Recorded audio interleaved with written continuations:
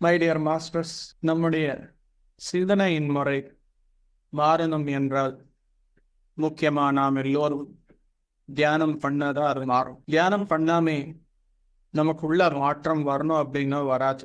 உள்ள மாற்றங்கள் வராமே வெளியே நம்முடைய சூழ்நிலைகள் எல்லாம் மாறணும் அப்படின்னா மாற முடியாது மாஸ்டர். அதுக்காக தினமும் தியானம் செய்யணும்.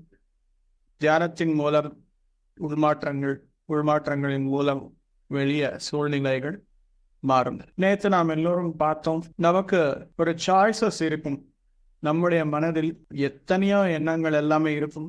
எந்த விதமான எண்ணங்கள் மட்டுமே நம்முடைய மைண்ட்ல இருக்கும், மீதி எல்லாமே நம்மளுக்கு தேவையில்லை அப்படின்னு சொல்லி அமுச்சிடணும் அப்படின்னு சொல்லி நம்மளுக்கு தெரியும். ஆனா ஏதாவது ஒண்ணு தேவையில்லாத எண்ணம், அதாவது தேவையில்லாத தாட் பேட்டர்ன் ஆகட்டும், ஒரு ஹேபிட் ஆகட்டும், அது மாற்றணும் அப்படின்னா முதல்ல நாம் என்ன பண்ணணும் அப்படின்னா, இந்த வகையான ஒரு எண்ணம் தாட் பேட்டர்ன் ஒன்று இருக்கு, இதுக்கு ஏதாவது மாற்றம் கொண்டு வரணும் அப்படின்ற விஷயம் நம்முடைய அவேர்னஸ்க்கு வரணும். அந்த அவேர்னஸ்க்கு வராம இருந்தால் நாம பண்ணது எல்லாமே கரெக்ட் தான் அப்படின்ற ஒரு தூக்கத்து நிலையில இருக்கும். We will be in the state of dream. யார் சொன்னாலும் கேட்க மாட்டோம், எந்த வகையான சூழ்நிலைகள் வந்தாலும் மாற மாட்டோம். ஆனா எப்போ தியானம் என்பது பண்றோமோ ஆட்டோமேட்டிக்கா நமக்குள்ள இந்த வகையான தாட் பேட்டர்ன் ஒன்று ஓடிட்டு இருக்குது. இதுதான் கல்பிரிட். நம்முடைய சூழ்நிலைகள் எல்லாமே வந்து ப்ராப்ளமேட்டிக் சிச்சுவேஷன்ஸ் எல்லாமே கிரியேட் பண்றது யாரு அப்படின்னா அந்த தாட் பேட்டர்ன் அப்படின்னு சொல்லி ஐடென்டிஃபிகேஷன் இஸ் மோர் இம்பார்ட்டன்ட். அந்த ஐடென்டிஃபிகேஷன் என்பது பண்ணிட்டோம் அப்படின்னா ஆட்டோமேட்டிக்கா ஹீலிங் அப்படின்றது ஸ்டார்ட் ஆயிடும். ஆட்டோமேட்டிக்கா நமக்கு ஒரு இஷ்யூ இருக்கு அப்படின்ற விஷயமே நம்மளுக்கு தெரியாது. ஒரு சின்ன எக்ஸாம்பிள் நான் சொல்றேன். நமக்கு ஒரு இஷ்யூ இருக்கு அப்படின்னும் போது அன்கான்ஷியஸா ஒரு இஷ்யூ ஓடிட்டு இருக்கு உள்ள அப்படின்னா கான்ஷியஸா நம்ம முன்னாடி இருக்கும் சூழ்நிலைகள் பார்த்து எப்படி ஐடென்டிஃபை பண்றது அப்படின்னு சொல்லி தெரிஞ்சுக்கலாம். இப்போ ஏதோ ஒரு ஜூம் கிளாஸ் அட்டெண்ட் ஆகிறோம், ஏதோ ஒரு டீச்சர் பிசிக்கல் ஆகட்டும் ஆன்லைன்ல ஆகட்டும் யாரோ ஒருத்தர் சொல்றாரு பாடம் அப்படின்னா, இல்ல ஃப்ரெண்ட்ஸ் கூட நம்ம பேசும்போது ஆகட்டும், இல்ல ஏதாவது ஒரு ஒர்க் ஷாப் அட்டெண்ட் ஆகும்போது ஆகட்டும், இல்ல ஏதோ ஒரு புக் ஷெல்ஃப்ல பார்த்தால் நம்ம கண்ணு அந்த புக்கு மேல போய் அங்கே ஸ்டாப் ஆயிடும். இது எல்லாம் எதுக்கு அப்படின்னா, சில டீச்சர் சொல்றது நம்மளுக்கு பிடிக்காது, சில டீச்சர் சொல்றது நமக்கு தெரியாம நாமே டிசால்வ் ஆகிறோம் அவர் சொல்றதுக்குள்ள. சில ஃப்ரெண்ட்ஸ் விஷயங்கள் ஏதாவது சொல்லும் போது இவனோட லூஸு அப்படின்னு சொல்லி சொல்றோம். ஆனா சில ஃப்ரெண்ட்ஸ் சில விஷயங்கள் சொல்லும் போது நாம் அவரோட பேச்சுகளுக்கு டிசால்வ் ஆகிறோம். we will not think anything. நம்ம மைண்ட் ஆஃப் ஆகிடும். ஆஃப் ஆக்கி கம்ப்ளீட்டா நம்ம அவர் சொல்றது உள்வாங்கிட்டோம். ஒர்க் ஷாப்ல கூட அதே தான். ஏதோ ஒரு ஒர்க் ஷாப் நம்ம அட்டெண்ட் ஆகும்போது when it touches us நம்ம டிசால்வ் ஆக்கி கம்ப்ளீட்டா அப்சர்வ் பண்ணிக்கிறோம். ஒரு புக்கு ஏதாவது கைக்கு வந்தால் நமக்கு தேவையான புக்கு கம்ப்ளீட்டா ஒரே நேரத்துல ஒரே பின் ஸ்ட்ரெச்ல உட்காந்து படிச்சிருக்கோம் தானே.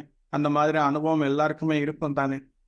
இது எல்லாம் எதுக்கு அப்படின்னா அன்கான்ஷியஸா you are searching for the solution of an issue. ஒரு டீச்சர் ஒருத்தர் சொல்றாரு அப்படின்னா you are finding some solution in their words. ஒரு ஃப்ரெண்ட் ஒரு விஷயம் சொல்றாரு அப்படின்னா உங்களுக்கு தேவையானது, அதுக்காக அந்த மாற்றம் என்பது உங்களுக்கு தேவை, உங்களுக்கு தெரியாது. ஆனா அன்கான்ஷியஸா சம் ப்ராசஸ் இஸ் ரன்னிங். அது இட் இஸ் அக்செப்டிங் நமக்கு இது தேவை, இதுதான் சொல்யூஷன் நம்மளுக்கு இருக்கு அப்படின்னு சொல்லி. ஸோ இந்த மாதிரி நீங்க ஏதாவது சூழ்நிலை நீங்க ஃபேஸ் பண்ணிருக்கீங்க அப்படின்னா ரிமெம்பர், அங்கே ஒரு இஷ்யூ ஓடிட்டு இருக்குது. இஷ்யூ அப்படின்னா வேற எதுவும் இல்லை, ஏதோ ப்ராப்ளமோ அந்த மாதிரி கிடையாது. நான் சொல்றது there is some lack of knowledge. அந்த லேக் இருக்கிறதுனால சூழ்நிலை செட் ஆகாம இருக்கு, ஹீலிங் நடக்கல அப்படின்னு சொல்லி அர்த்தம். எப்போ அந்த நாலேஜ் என்பது நம்மளுக்கு கிடைக்குமோ ஆட்டோமேட்டிக்கா நம்முடைய ஃபோக்கஸ் ஃபுல்லா அந்த அன்கான்ஷியஸ் இஷ்யூவை சால்வ் பண்றதுக்கு நம்முடைய கான்ஷியஸ் மைண்டு 100% சப்போர்ட் பண்ணும். இது ஒரு வகையாக நமக்கு அன்கான்ஷியஸா நமக்கு ஓடிட்டு இருக்கு அப்படின்னு சொல்லி அர்த்தம். இதுவே சில பிரச்சனைகள் கான்ஷியஸா நம்ம மைண்ட்ல ஓடும், ஆனா அந்த சொல்யூஷன் என்ன அப்படின்னு சொல்லி நம்மளுக்கு தெரியாது. சப்போஸ் ஏதாவது ஒரு விஷயம் யாராச்சும் ஒருத்தர் சொன்னால் இது ரொம்ப ஈஸி, அப்படின்னு சொல்லி நம்ம அக்செப்ட் பண்ண முடியும். அதே போல் நமக்குள்ள ஒரு ரெசிஸ்டன்ஸ் அப்படின்றது வரும். ஒரு வாட்டி ஒரு விஷயம் ஏதாவது சொன்னால் அந்த ரெசிஸ்டன்ஸ் எதுக்கு வருது அப்படின்னா அந்த அக்செப்டன்ஸ் இல்லை அப்படின்னு சொல்லி அர்த்தம்.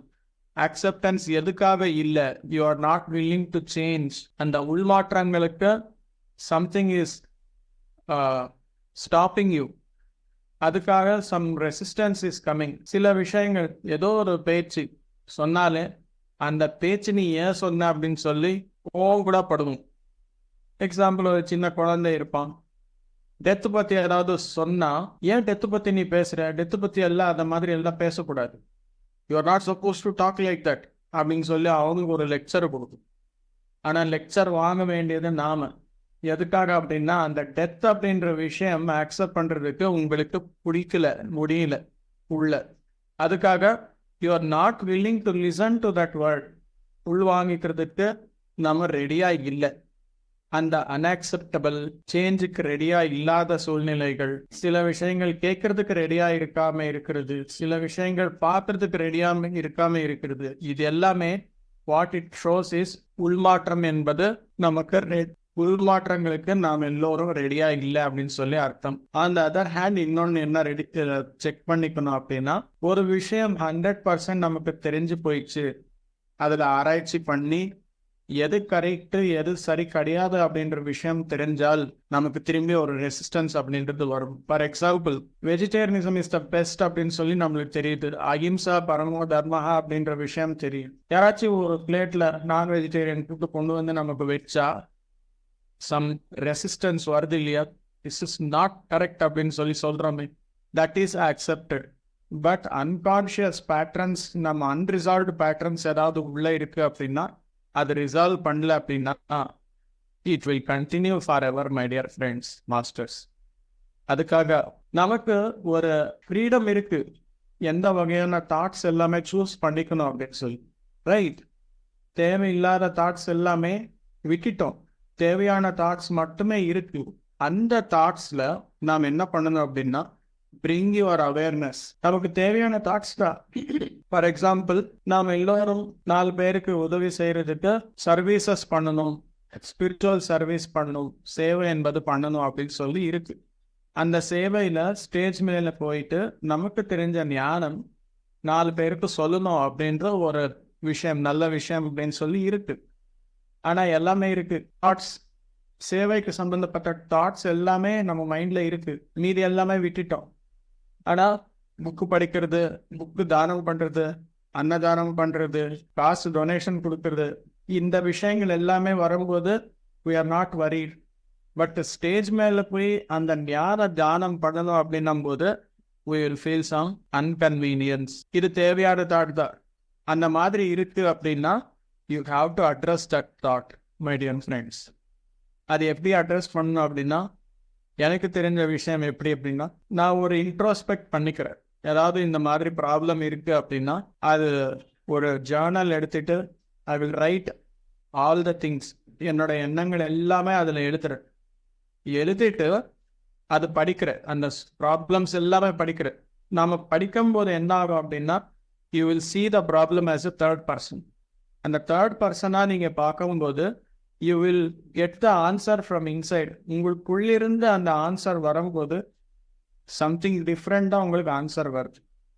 அந்த நேரத்தில் அந்த சேஞ்ச் என்பது பண்ணுறதுக்கு ஈஸியாக இருக்கும் மாஸ்டர்ஸ். இந்த அளவுக்கு ஆழமாக இன்ட்ரோஸ்பெக்ட் பண்ணுறதாகட்டும், ஐடென்டிஃபிகேஷன் பண்ணுறதாகட்டும், அந்த அவேர்னஸ் கொண்டு வருவதாகட்டும், எல்லாமே வரணும் அப்படின்னா your mind should be empty, my dear masters. Empty mind இல்லாமல் எதுவுமே நம்மளால சாதிக்க முடியாது, ஐடென்டிஃபிகேஷன் பண்ண முடியாது, எனர்ஜி கொண்டு வர முடியாது, உள்மாற்றங்கள் என்பது வர்றதுக்கு வாய்ப்பில்லை. அதுக்காக நம்முடைய மென்டல் ஹெல்த் நல்லா இருக்கணும் அப்படின்னா, திங்கிங் பேட்டர்ன், தாட் பேட்டர்ன்ஸ் எல்லாமே கரெக்டாக இருக்கணும் அப்படின்னா ஃபஸ்ட்டு பேஸ் ஸ்டெப் எது அப்படின்னா meditation, my dear masters. Meditation பண்ணால் இப்படி தான் சேஞ்ச் ஆகும் எல்லாமே. ஃபர்ஸ்ட் யூ வில் ஐடென்டிஃபை என்ன ப்ராப்ளம் அப்படின்னு சொல்லி, ஐடென்டிஃபை பண்ணுறதுக்கு அப்புறம் அது கரெக்ஷன் எப்படி பண்ணுறது அப்படின்னு சொல்லி உங்களுக்கு புரியுது. கரெக்ஷன் தெரியல அப்படின்னா இன்ட்ராஸ்பெக்ஷன் எல்லாமே எங்கே நடக்குது அப்படின்னா most of the things unconscious subconscious லெவலில் இன்ட்ராஸ்பெக்ஷன் நடக்கணும். சப்கான்ஷியஸில் இருக்கிறது எல்லாமே வெளியே கொண்டு வரணும் அப்படின்னா நாம் எல்லோரும் தீட்டா ஸ்டேட்டுக்கு போகும். தீட்டா ஸ்டேட்டுக்கு எப்படி போகும்? Only in meditation.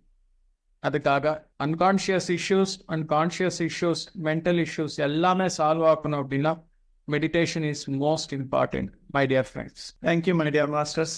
எல்லோருக்கும் வணக்கம். நன்றி.